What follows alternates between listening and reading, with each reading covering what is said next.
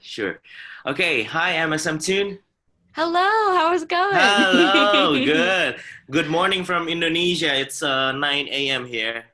Yes, it's figured time zones had to be scheduled for this.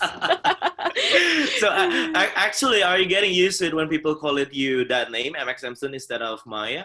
Absolutely. I think like sometimes people have to ask me like, which one do you prefer, Maya or MXM Yeah. Tune? I'm totally fine with either. I've Yeah. come to claim both of them very, very heavily. Yeah. Okay. So, can I call you Maya? Yes, absolutely. Okay. When was the first time the name mxmtoon came out? Is it email ID gaming or TikTok ID? I wish it was my email. My email address that I made when I was 10 was really bad. But MX17 was made for my first Instagram account, actually. And it was Okay. created because I drew cartoons at the time when I was 11. Uh, So yeah. Toon stood for cartoons and MXM Toon, and Sure. MXMT were my initials, so it stood for my full name. Yeah. And then I used it for gaming first, and then I used it for other Okay. things like SoundCloud. And then by the time that people started listening to my music, it was just too late for me to change it. So I've just stuck with it the whole time. Yeah. Cool, cool. And congratulations to your EP. Actually, we played your song for the first time last year. We played Prom Dress, and we love it so Yeah. much. Thank And you. then we recently play No Faker. I mean, how often you heard your own song on the radio? Oh my God. Okay, I think one of the first times it happened was last year in the fall. I heard it for the first time, and my Okay. parents were driving, and they almost like had to pull over the car because we're like, "What? Oh my God, this is insane."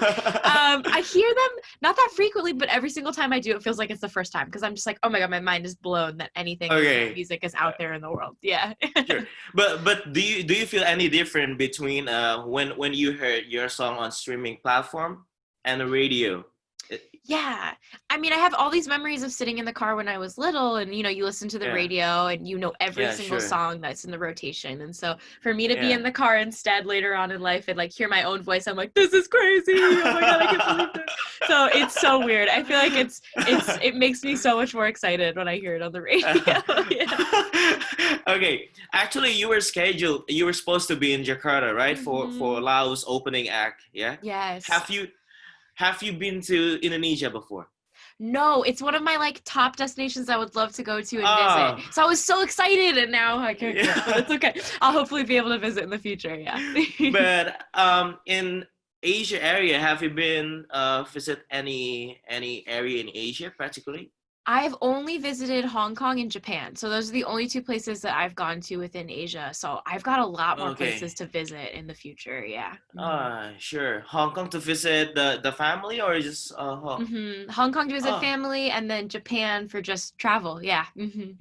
okay, sure. As an introvert, do you enjoy this quarantine? I thought I would a lot more, and I'm going a little bit crazy. I I really like being by myself and being home, but Oh, I really miss hanging out with my friends and like going on walks and hikes and like oh, going to eat in restaurants. So it's been a lot tougher than I thought it would be, but I just play a lot of video games every single day. That's how I've been coping. Yeah. yeah. I saw your Twitter before for like 4 hours ago. You play what game? What game is that? The Valorant, it just came out. Okay. Do you play Fortnite? I used to a little bit, but it wasn't my favorite game because I was really bad at it and I got really frustrated every single time I played it. Okay. Um, let's talk about the memories here. Did you like high school growing up?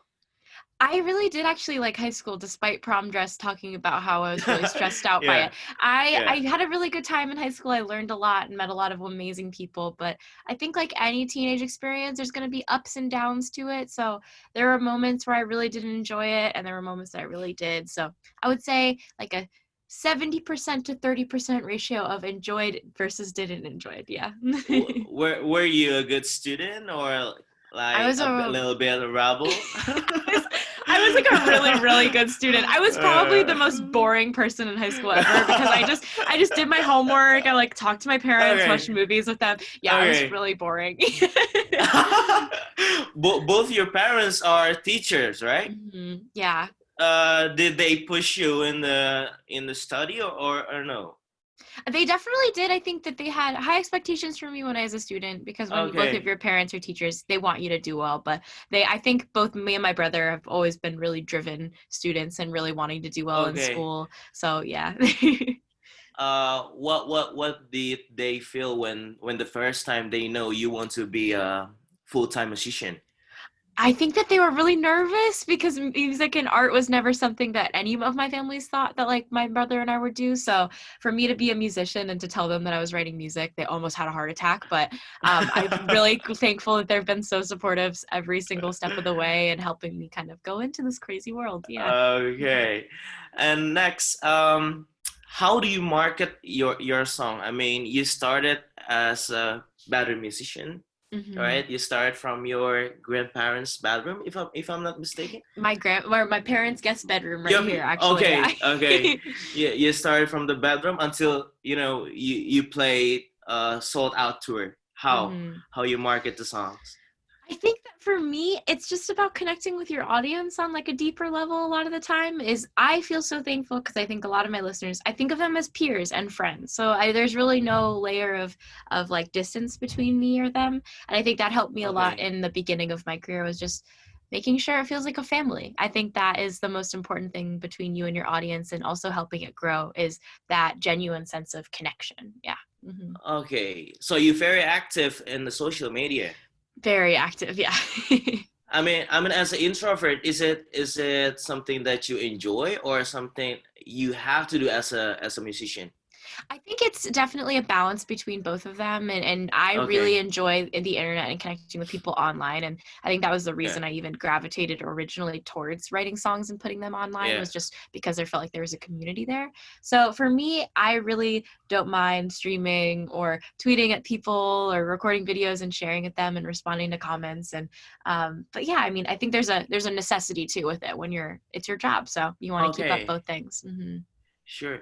On the one of the interview, you said that sad is one of the word describe you the most, right? Hmm. But when you're not feeling sad, but you have to sing or you have to write a song about that, is it hard or you just have to switch? You have the switch on, switch off kind of thing. That's a great question. I think that for me, I kind of maybe go between sad and reflective. If I'm like happy, I Okay, think I can write a song that's thinking back on the sad moments and I can still kind of connect okay. with that feeling. So it might seem sad, but I kind of understand sadness regardless of where I may be in my day-to-day life. So for me, when I'm Okay, writing about it, it's not too difficult. Hmm. okay. So basically, all your songs were inspired by your daily routine, or you just imagine something. I think for me, it's basically like a diary entry or journal for me is all my songs feel Okay, like that. So any sort of thing I go through can translate to a song. Hmm. sure. But why EP instead of album? I think it was made a lot more sense to me to not work on another full length project the moment I stopped working on the Masquerade and released that for the world. I kind of wanted to Yeah, give it a breather and have it have its yeah. own space. So an EP felt like it was kind of just enough space so I can explore making some other sounds and songs that sound different than the Masquerade and then Okay, give myself more time to think about what the second full length album will be. Mm. okay. So next year will it be album from you? That's the goal, but we'll see. Yeah. Okay, let's talk about the ukulele. How did you end up with that instrument? Was it the first your instrument? It was not the first one. The first instrument I ever played was the cello, actually. And then Oh, the ukulele was something I learned when I was 12 in school because it was required. But I actually started writing songs on it because even though I practiced on the cello and took lessons for it, I couldn't compose classical music like by myself. There was no way. I was 12, but I could use four chords that I learned on the ukulele and write a song that was not very good. So the ukulele was a lot more accessible for me when I was learning how to write music. Mhm. okay. When was the first time that you already know? Okay, this is the way to be a musician.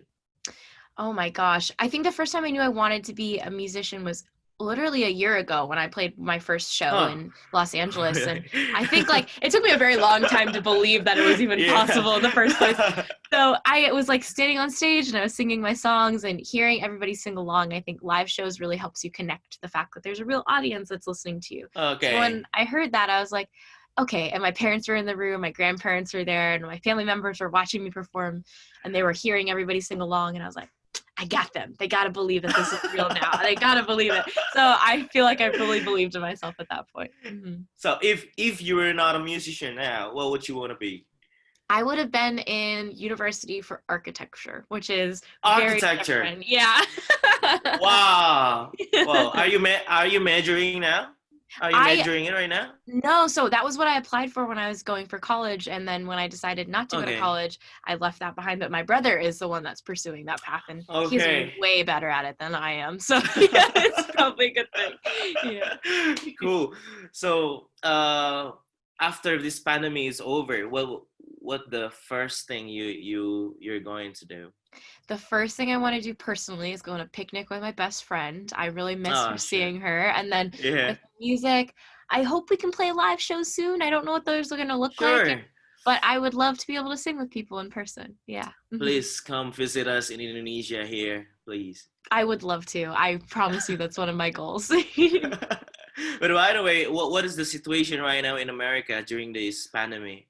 Well, I mean, California is a little bit different. Every state is different, but California is doing okay. I think we are kind of slowly coming down in cases, but I think there might be another peak. We'll see. But hopefully my family and I will just practice safe quarantine and social distancing. Okay.